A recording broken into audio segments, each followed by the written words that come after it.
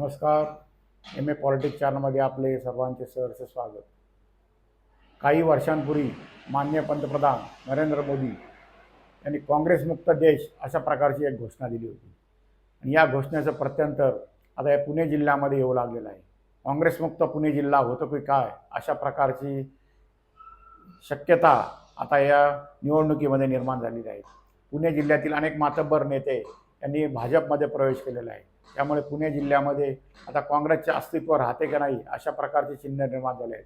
मागील विधानसभा निवडणुकीमध्ये पुणे जिल्ह्यामध्ये काँग्रेसचे किमान 2 आमदार होते, परंतु या निवडणुकीत हे दोन्ही आमदार पराभूत झाले आणि कालांतराने त्यांनी भाजपमध्ये प्रवेश केला. त्यामुळे पुणे जिल्ह्यामध्ये काँग्रेसचा एकही आमदार नाही.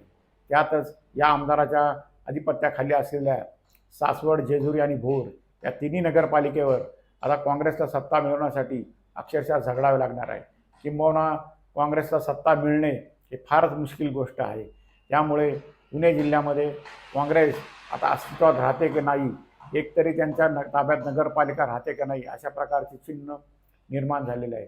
त्यामुळे नरेंद्र मोदी यांची घोषणा किमान पुणे जिल्ह्यात तरी प्रत्यक्षात येते असे दिसू लागलेले आहे. त्याचबरोबर जिल्हा परिषद निवडणुकीत देखील काँग्रेसला आपले अस्तित्व पणाला लावावे लागणार आहे. एकेकाळी पुणे जिल्ह्यामध्ये सर्वत्र काँग्रेसचा बोलबाला होता, परंतु गेली 10 वर्षात नरेंद्र मोदी यांच्या वावटळीमध्ये काँग्रेसचे अस्तित्व जवळजवळ संपुष्टात आले आहे.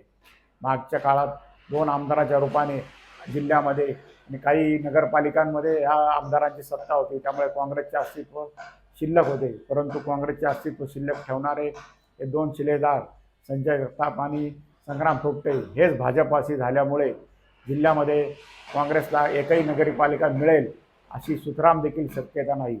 त्यामुळे पुणे जिल्ह्यात यंदा काँग्रेसमुक्त पुणे होईल अशाच प्रकारची शक्यता आहे.